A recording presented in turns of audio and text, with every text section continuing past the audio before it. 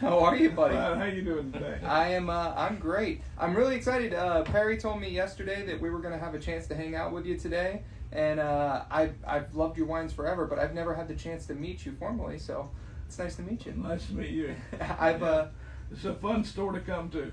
Yeah. I always enjoy a visit here. It is. It's great, and it's a cool space to promote wines like yours. We have a lot of wines from different parts of the world, and yours being a California wine doesn't drink like a New World style wine necessarily. It's a little more. It's kind of old world meets New World, right? So you have the fruit, but you also have layers and texture and beautiful wines with ageability. Let's ask. I love your story, so let's talk about how you got into this business, because you weren't into wine. You don't have that long a time on this. We got time. We've got as much time as you need. Well, I'm originally from North Carolina, and I had a career with Pfizer Pharmaceuticals, and the last 15 years was VP of sales for Pfizer in New York, and I had married, the time I was with Pfizer, I married late in life. I didn't get married until I was 42, and I married a lady from California, Sonoma County. And as we approached my retirement, we had purchased a house in Ponte Vedra for vacation and possible retirement after I left Pfizer. And we kept the house in North Carolina because I would never want to give up my North Carolina residency, being a Tar Heel. So anyway, when I retired, we were spending time in Florida in our house in Ponte Vedra, and we decided during that period of time that we would sell the house in Florida and build her dream house in California. When I was in New York, I actually commuted from Charlotte to New York weekly. Left on Sunday night, Monday morning if I could be in the office by 9, and I'd come back Friday night. So I'd only see my wife a couple of days, and during that week, while I was working in New York, she was taking care of our mothers.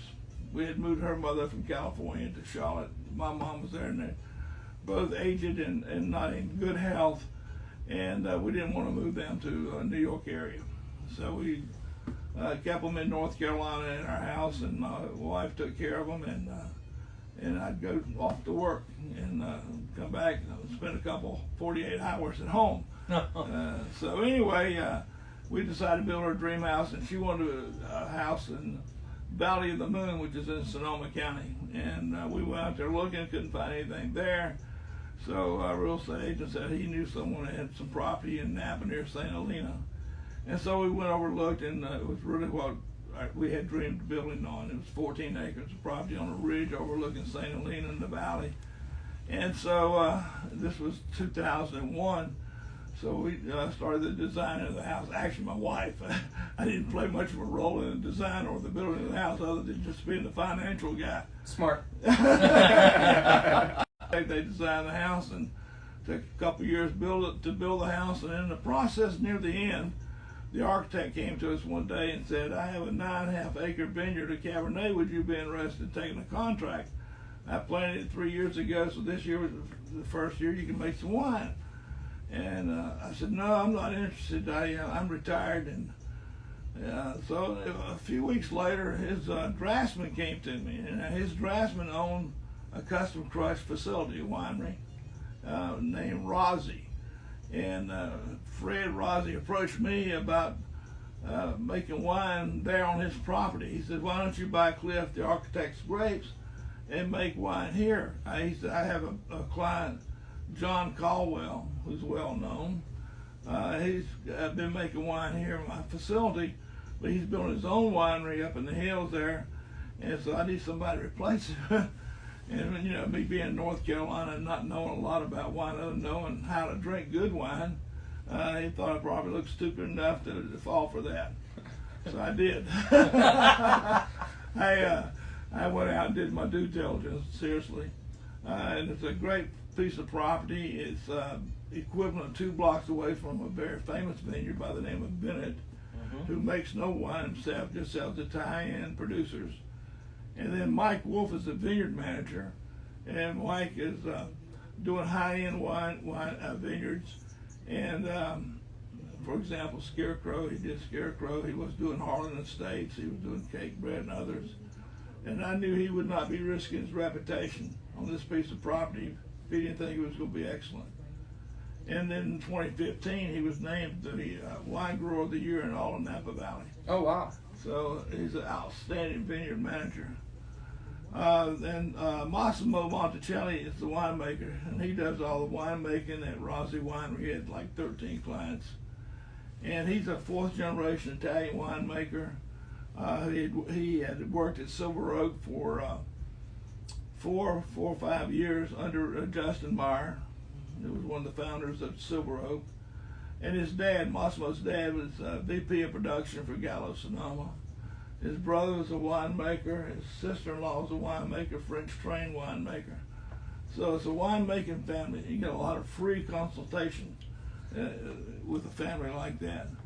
So anyway, I thought, gee, this is really quite good. You know, you got a perfect package here. You got the winemaker, you got the vineyard manager, you got the facility, and I don't have to own any of it. I just lease the vineyard.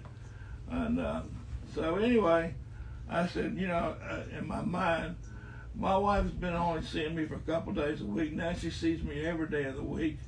And then she thinks I'm really good at vacuum cleaning and making up beds. And I need to get out of the house. And so that helped drive me making the decision after doing my due diligence. Maybe I should go ahead and do this contract on the vineyard. So I did. And that's how I got in the business. And this was 2004. And I didn't really release any of the wine until 2008. I did not realize when I signed on to this program that it takes so long to get your permits. I didn't realize you had to go to every individual state and get a permit as well as your federal permit. So it was 2008 before we released our first vintage. Which is and Burly wines, I mean, you decided to call it Burly. Why? Well, I was going to name it Argyle. I've never been in sales all my life, how important branding is, and I was going to name it Argyle because I was one of the people that launched Viagra. Oh. And Argyle is Viagra spelled backwards. So I knew people would remember it, and people said, yeah, they'll remember it, but they'll think it's a cheap wine too. And so I said, well, we'll discard that idea. And so when I was in college, I played football and had a picture in the Charlotte Observer one day that said Burly Bear. We were known as Bears at school, and we had an outstanding football program those days. But anyway, my teammates started calling me Burly. So we thought, well, Burly sounds pretty good. It'd be easy to remember. And I said, yeah, Burly Bear. And my wife said, no, we'll drop the Bear part and just do the Burly. And so that's what happened. That's how the Burly name came along. And then the tree on the label is a live oak tree, and it actually won a first place prize for the printing company. It's a beautiful label. My wife helped design that. She had trees, live oak trees like that on her property in California, Sonoma County, that she would climb when she was a kid. Then she saw them on the Carolina coast, and she saw that was a way to bond our childhood. So that was the idea for the live oak tree.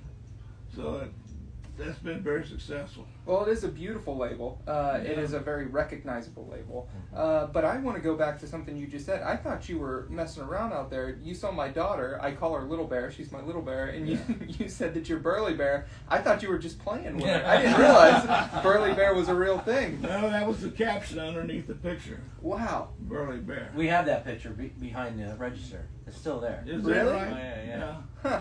Yeah. Well, that's kind of cool. So you were at a really great school, you were telling me earlier. Yeah, outstanding small school. We small Lutheran related school, and we had a real great, wonderful coach, football coach that coached the single wing, and during my period there, I think we lost 3 games in 4 years, but in the total, that one period, what we call our glory years, we lost 6 games out of 8. 6 out of 8, I should say. I'm sorry. We lost 6 games in 8 years. And 2 of those games that we lost in those 8 years was for national championship of small schools. Wow. And we won it one year in 1960. We won the national championship of small schools.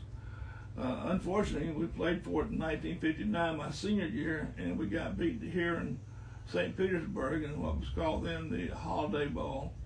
And a team out of Texas beat us. And you said that was at Al Lang Field. Al Lang Field, yeah. It wasn't much of a Isn't that football crazy? field, frankly. But but it was carried by CBS on nationwide television. In black and white. I wonder if you can YouTube that now. I wonder if it's out there. That's unbelievable.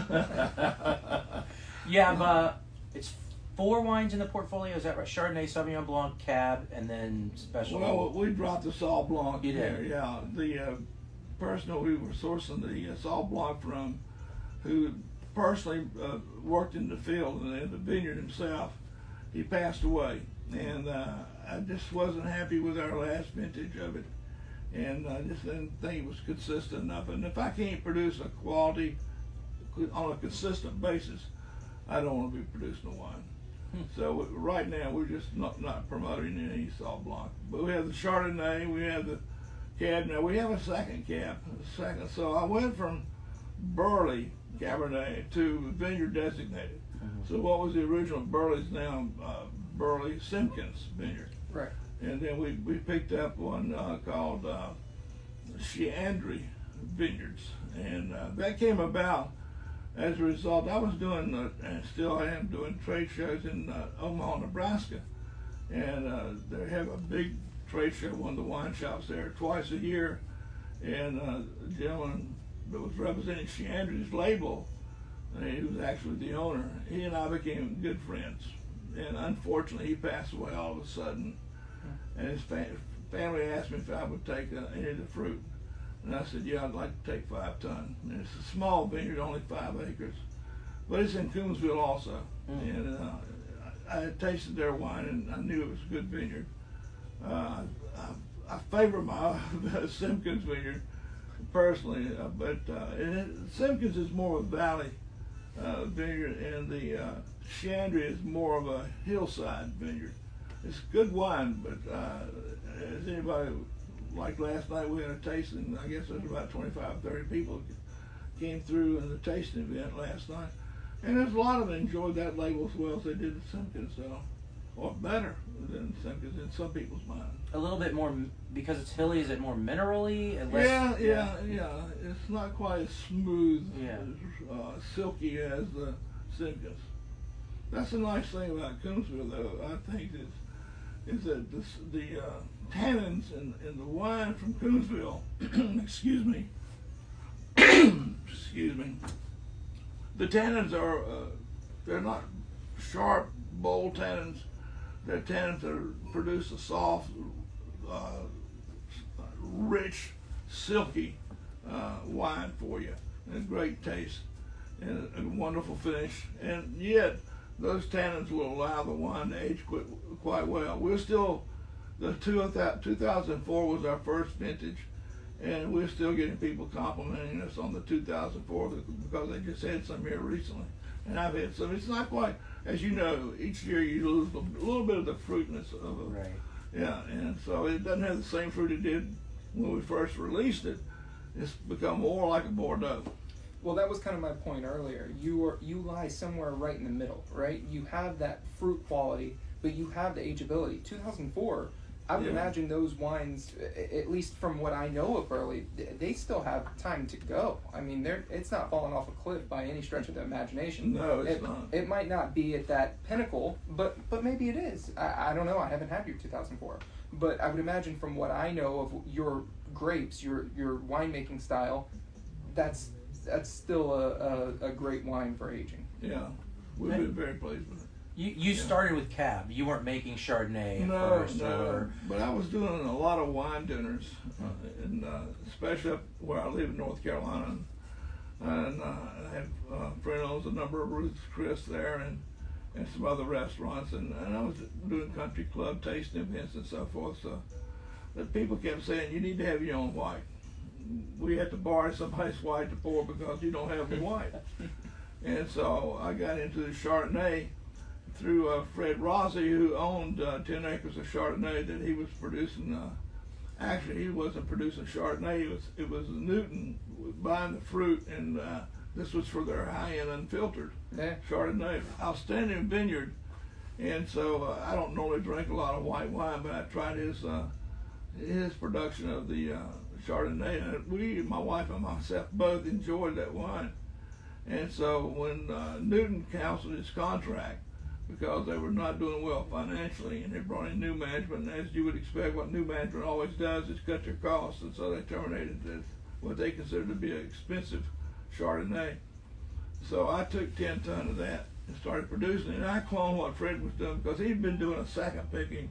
After Newt would go through, he would pick and make a couple hundred cases of Chard. And I tasted it, like I said, and I enjoyed it. So I knew I could sell it, and it'd be such a great Chard. So I essentially cloned what he was doing. And that is, to many people's surprise, it was being aged, and we aged it in American oak from Minnesota. Mm. And it has oak to it. Sometimes in one vintage over another, maybe the oak will be a little stronger, but it always dissipates rapidly, and then you start getting the other aromas in it. What does American oak lead to the wine? Does it bring any flavors or nuances of flavors into the Chardonnay that you guys maybe like better than French? Or Well, I can't really describe it because I never made any with French, so and I don't, like I said, I don't drink a lot of white wine anyway. Yeah. But I think using American oak, it gives you more of a aroma with stronger oak initially, but it dissipates, as I said, easily and quickly, and you start picking up the other aromas fairly early in the sipping and drinking of the wine. So with that Burly Cab, I tend to get a little bit more of like a toasted almond off of it, maybe like almost a little bit of a nuttiness. I wouldn't call it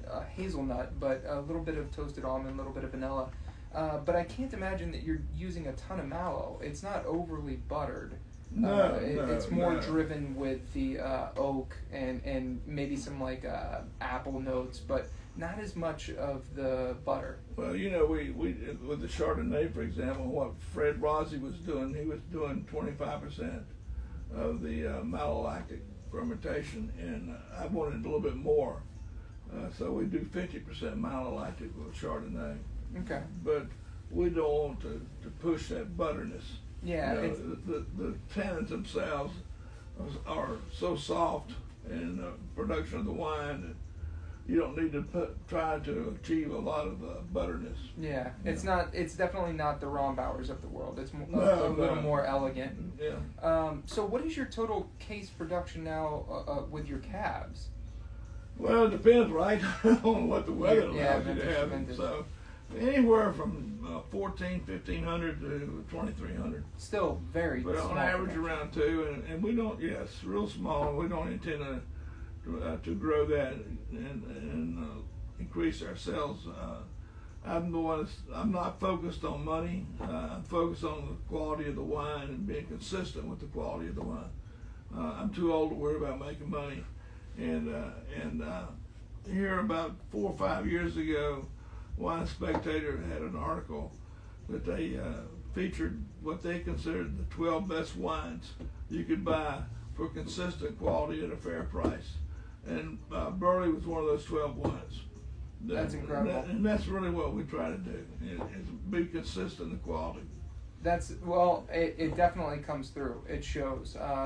For something, like you said, very small production, it's something that we've always talked about. The value behind it's incredible. To get that quality fruit, Cabernet, from Napa Valley, from where you're located for under $100 is unbelievable. Well, my winemaker beats me up on that. Yeah. does he? Yeah, he thinks I'm way underpriced. Well, right, he's not everybody, wrong. you heard that. Everybody, you heard that. No, I'm serious. Get out and buy some Burly. He's not wrong. He produces some highly rated wines in addition to the Burly, and they get good scores. And he thinks I have one that's better than what he's producing many times at a smaller, lower price. So I did increase my price this year. Everybody knows that everything's going up. Everything's going up. So you got this is only my second price increase since we went with our first vintage of 04. Is that right? Yeah. Wow. The second, and this has been a small increase. I mean, it's like to our distributors, it's like $3 more than it was before. Wow. It's And you know, shipping costs too, just alone. Everything. The shipping Everything. costs. Everything. The capsules. Oh yeah. The capsules alone went up over 3 times what it's cost. me. Cardboard for cases, right? Yeah. Everything, everything. glass. I mean, across the board, shipping. Everything is going through the roof. Everything. Yeah. Now let me ask you. I can't imagine, based on what you're saying, but that initial vineyard that you were leasing, did you ever purchase, or are you still in a lease? I would love to purchase it, but he's not going to turn it. You're not gonna turn it. And I'm not going to say anything more about that. Fair enough. It's a great, let me just say, it's a great vineyard, and I would love to own it. But he's the 3rd generation on that property, and he's got kids that actually live on the property now, and I'm sure they will inherit that. You know, Yeah. so. Well, great. It sounds like you really bought at the right time. You got into the Yeah. right deals, and you're making Been very fantastic fortunate. wine. Been very fortunate, very blessed, and I told him to begin with. I said, "Look, we got to make good wine, because I don't want to be trying to sell poor quality wine and have to drink it if I can't sell it." Yeah, you got to be able to drink it. Yeah, Yeah. exactly. That makes sense. Well, you've achieved it. Yeah. And, Thank you very much. and I can't We thank you enough appreciate for your support. coming Yeah. in. Absolutely. Yeah. Thank you so much for your time. I know it's busy, and you're in Florida, and you got a lot of stops to make. So Yeah, well, I love talking about our wine, and I love being, I get excited when I'm out in the marketplace, and so many wonderful people you meet. The people that buy you wine, the people that, of course, buy it and drink it. You're doing wine dinners, and people talk about how they're enjoying the wine, and you meet so many successful people, and so it's just a real wonderful experience to have the opportunity to do that.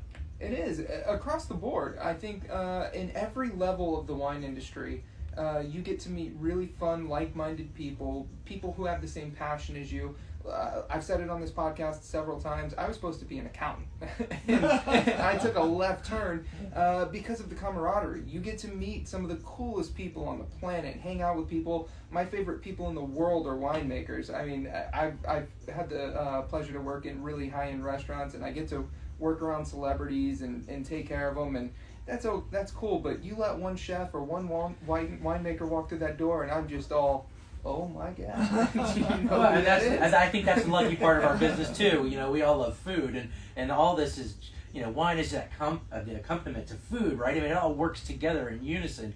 So I feel very lucky to be in this business for that reason too, because I get to, go to great restaurants and talk to really cool chefs and Well, we're all- meet wonderful people. Yeah, you're exactly right. All a bunch of storytellers, right? At the end of the day, Yeah. you're sitting around the campfire telling stories. What's better than that? Well, Hank McCrorie, Yeah. McCrorie. Yeah. From Burly Wines, everybody remember, he said they're underpriced, you better go get them now. All right. Thank you so much. Hank. Thank you. All right. Been a pleasure talking Cheers. with you. Cheers.